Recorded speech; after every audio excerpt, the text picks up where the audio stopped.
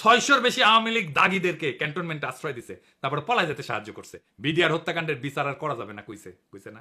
এই বর্বরতা কোনো সেনা সদস্য করেনি, সম্পূর্ণটাই তদানীন্তন বিজিবি সদস্য দ্বারা সংঘটিত। Full stop. এখানে কোনো ইফ এবং বাট নাই। আয়নাগরে সব এভিডেন্স নষ্ট করেছে ক্যান্টনমেন্টের মধ্যে, রাজনৈতিক দলগুলোরে ডেকে নিয়ে ঘুটু করেছে। সার্জিসের কথাবার্তা শুনে আমি শিওর ওয়াকারের সাথে ওরা একটা ঘুটু হয়েছে। সার্জিসের একটা কথা কইতো মারে ছোট ভাই মনে কইরা, এইখানে এই বয়সে কম্প্রোমাইজ করে ফেললে হয়তো এমপি হবা 2-1 বার, তারও বেশি হইতে পারো, মন্ত্রীও হয়তো হবা, তারপর জিয়াউদ্দিন বাবলু হয়ে যাবে। হাসনাত মন্ত্রী এমপি হইতে পারবে কিনা জানি না, কিন্তু বাংলাদেশের নেতা হবে, আগামীর বাংলাদেশের নেতা হবে, যদি তার ইমেজটা এইভাবে ধরে রাখতে পারে। মার্চ ফর গাজায় হাসনাত যে মিছিল করিচ্ছে না, ওর পাশের জায়গাটা তো তোমার হইতে পারতো সার্জিস, হয় নাই? আজকের প্রসঙ্গ শ্রী শ্রী ওয়াকারানন্দ প্রভুপাদ। এই নাম কেন দিলাম আসেন সে আলাপটা করি। এই শ্রী শ্রী ওয়াকারানন্দ প্রভুপাদ মনে হয় জিন্দেগির ভালো হবে না, মাসুদ ভালো হবে, উই ভালো হবে না। প্রভুপাদ কেন করছি? কারণ উই যা কাজ করিচ্ছে তাতে এটা ছাড়া আর কোনো কিছু কওয়া উচিত হবে না। ওয়াকারানন্দ প্রভুপাদ বাংলাদেশে ইন্ডিয়ার মূল চালিকা শক্তি হয়ে উঠছে, তার উপরে ভর করিছে ইন্ডিয়া। সে এখন ইন্ডিয়ার মূল প্লেয়ার বাংলাদেশে, তার উপরে ভর করিয়া ইন্ডিয়া কিছু করবে পাবে কিনা সেটা অন্য আলাপ, আমি আসিচ্ছি সে আলাপে। তার আগে দেখে নি কেন আমি তারে প্রভুপাত কইছি। ওয়াকারানন্দ গেছে রাশিয়া, তারপরে ক্রোয়েশিয়ায়। জানুয়ারিতে রাশিয়ান রাষ্ট্রদূত দেখা করেছিল, তাই গেছে রাশিয়ায়। রাশিয়া কেন কেন আমরা হিন্দুস্তান টাইমসের শিরোনাম দেখি, লিখেছে হিন্দুস্তান টাইমস, অভ্যুত্থানের জল্পনার মধ্যে ভারতের বন্ধু দেশে বাংলাদেশি সেনাপ্রধান করলেন কাজ। এই কথার মধ্যে সবকিছু কয়া দিছে। তাহলে কি কাজ করতে গেছে ওইটি? আপনি যখন কারোর সাথে ঘুটু করতে যাবেন না, তখন তৃতীয় একটা দেশে যাবেন। এই তৃতীয় দেশটা হইতেছে রাশিয়ায়। এই রাশিয়ায় গিয়া সে ইন্ডিয়ার পানি পড়া নিয়ে আসিছে।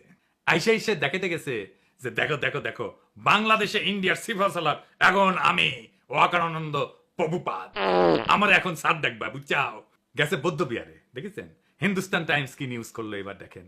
বাংলাদেশ ভাগের কথা উঠতেই এবার মৌলবাদীদের কড়া বার্তা সেনাপ্রধানের। ওয়াকার বললেন, দেখেছাও। এরপরে কুটি গেল, এরপরে গেল পয়লা বৈশাখ করতে ঢাকেশ্বরী মন্দিরে।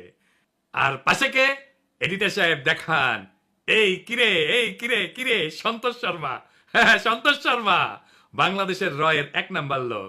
বাংলাদেশে আলেমদের ইন্টারোগেশনের টাইমে হাজির থাকতো এই সন্তোষ শর্মা। শোনেন হারুন ইজাহারের কণ্ঠে। একটা নাম আমি বলতে চাই, আপনাদের সকলকে চিহ্নিত করে দিতে চাই। সে হচ্ছে এই একটা পত্রিকা ইদানিং খুব দেখা যায়, কালবেলা পত্রিকার সম্পাদক সন্তোষ শর্মা। সে সরাসরি ওই বিদেশি এই কান্ট্রির ম্যানেজারের পক্ষ থেকে, স্টেশন ম্যানেজারের পক্ষ থেকে সে সরাসরি সে আমাকে রিমান্ডে নির্যাতন করেছিল। সেজন্য ওই কালবেলা পত্রিকার সম্পাদক সন্তোষ এর বিরুদ্ধে শর্মা, ওর বিরুদ্ধে মামলা হতে হবে। এবং সে কিন্তু নিজেকে অনেক বিভিন্ন আড়াল দিয়ে সে নিজেকে আড়াল করার চেষ্টা করেছেন। এরাই কিন্তু আমাদের এই রাষ্ট্রকে সর্বদিক থেকে ধ্বংস করেছেন। এরপর 21 টিভির নিউজ দেখেন। আর এটা সন্তোষ শর্মা, এখন তিনি দৈনিক কালবেলার সম্পাদক ও প্রকাশক। কাজ করেছেন শক্তি নামের পত্রিকায়। সাপ্তাহিক সুগন্ধার মালিক ছিলেন সন্তোষ শর্মা। হয়েছিলেন দৈনিক আমাদের সময় পত্রিকার ব্যবস্থাপনা সম্পাদকও। দেশে পূজা উদযাপন পরিষদের কেন্দ্রীয় কমিটির সাধারণ সম্পাদকও তিনি। ভারতের প্রধানমন্ত্রী নরেন্দ্র মোদীর সাথে ঘনিষ্ঠতার সংবাদ প্রকাশ করে তার নিজের পত্রিকাতেই। পেশাগত এসব পরিচয়ের আড়ালে সম্প্রতি বেরিয়ে আসছে ভয়ঙ্কর তথ্য। সন্তোষকে দুটো ট্রাম্প কার্ড সে ইউজ করে, একটা সাংবাদিকতার আর হলো সম্পর্ক। সে বাংলাদেশ পূজা উদযাপন পরিষদের সাধারণ সম্পাদক। হেফাজতে ইসলামের যুগ্ম মহাসচিব মুফতি হারুন ইজহার চৌধুরীর দাবি, ভারতীয় গোয়েন্দা সংস্থা র এর এজেন্ট সন্তোষ শর্মা। এইটা সাহেব এবার আর ওর আসল প্রভু মোদির সাথে ছবিটা দেখান।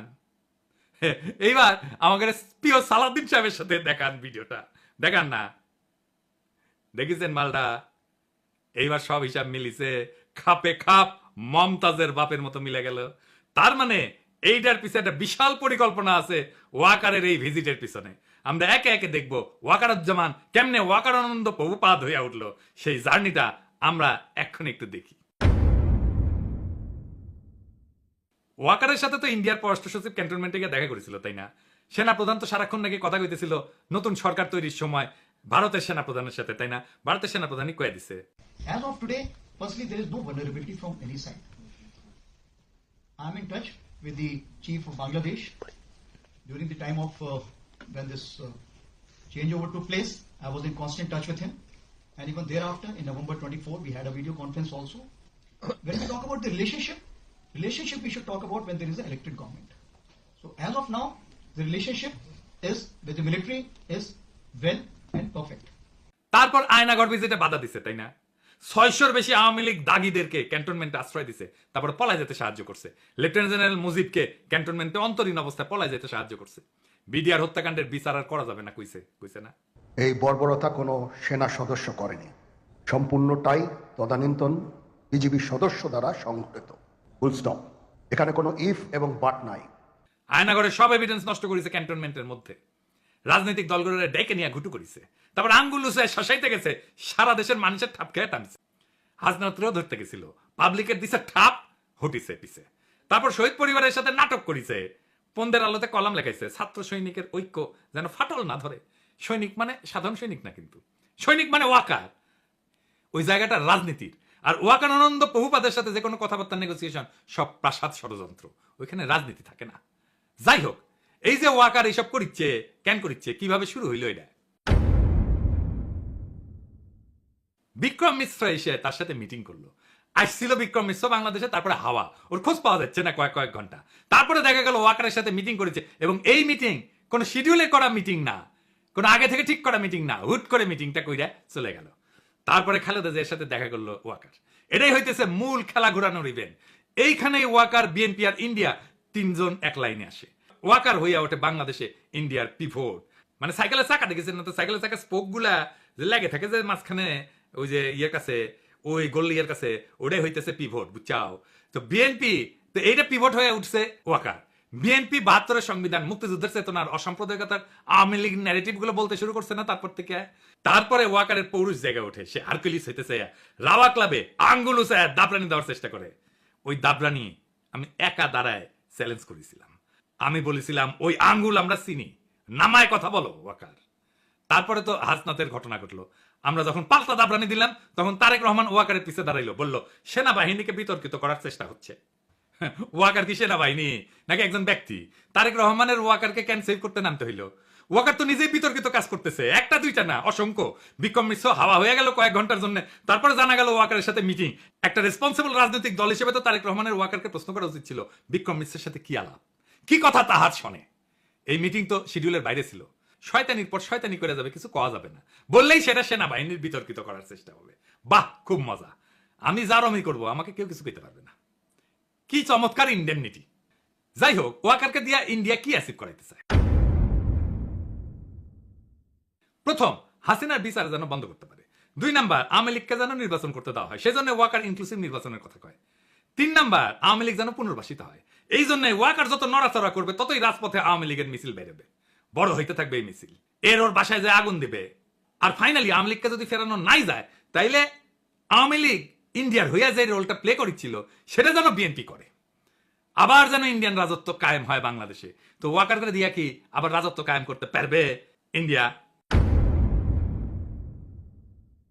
স্বপ্নে পারতে পারে, স্বপ্নে তো কত কিছুই খাওয়া যায়। 1/11-এ আমেরিকায় কু করাইছিল না, তারপরে বাংলাদেশকে তুলে দিছিল ইন্ডিয়ার হাতে। ইন্ডিয়ার নিজের একার কিন্তু হ্যাডম হয় নাই বাংলাদেশের উপরে দখলদারি কায়েম করার। ইন্ডিয়ার বাপেরও সাধ্য নাই বাংলাদেশে আবার দখলদারি কায়েম করে। বরং ওয়াকার, বিএনপি আর ইন্ডিয়ার এই অশুভ মৈত্রী পরাজিত হবে। এটাই ইতিহাসের নিয়তি। বাংলাদেশে এক গুরুত্বপূর্ণ সন্ধিক্ষণে দাঁড়ায় আছে।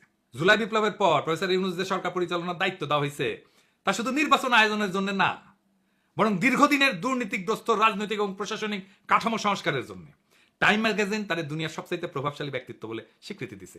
এই মানুষটার লিডারশিপে আমরা সমস্ত ষড়যন্ত্রের জাল ছিন্ন করে আগায় যাব। এই সময়টা একটা বিরল সুযোগ আমাদের রাষ্ট্রকে পুনর্গঠন করার। কিন্তু এই রাজনৈতিক দলগুলা প্রয়োজনে সময় দিচ্ছে না, সাহায্য করতেছে না, তড়িঘড়ি করে নির্বাচন নির্বাচন নির্বাচন করিয়া মাথা খারাপ করে দিছে। এই তড়িঘড়ির নির্বাচন করলে আগের যে সিস্টেম ছিল সেটাই থাকবে, কিছুই বদলাবে না। আবার ফিরে আসবে সেই ফ্যাসিবাদ, আবার ফিরে আসবে সেই স্বৈরাচার। বারবার দেখতেছেন না, বারবার রক্ত দেওয়া লাগতেছে, বারবার লড়াই সংগ্রাম করতে হচ্ছে, ওই একই জিনিস আবারও থাকবে যদি আমরা এবার কিছু করতে না পারি। তাই এখন এই সিস্টেমে ব্যবস্থা পরিবর্তনের সময়, শুধু নেতৃত্বের পরিবর্তন না। ইতিহাসের প্রত্যেকটা বাঁকে আমরা দেখছি, যখন দেশপ্রেমিক জনতা একত্র হয়, তখন কোনো ষড়যন্ত্রই টেকে না, কোনো চক্রান্তই সফল হয় না। ওয়াকার, বিএনপি বা ইন্ডিয়া যেই হোক, যদি তারা জাতির স্বপ্ন, শহীদের আত্মত্যাগ আর জনগণের আশা আকাঙ্ক্ষার সাথে সংঘাতে আসে, তাহলে ইতিহাস তাদের জায়গা করে দেবে ব্যর্থতা আর তিরস্কারের পাতায়। সামনে অন্ধকার আছে, কিন্তু আলোক আছেই। প্রয়োজন শুধু দিক ঠিক করা আর পা বাড়ানো।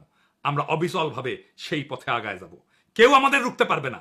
নতুন বাংলাদেশ আমরা গড়বই, দ্বিতীয় স্বাধীনতাকে আমরা পরাজিত হতে দেব না। ইনকিলাব জিন্দাবাদ।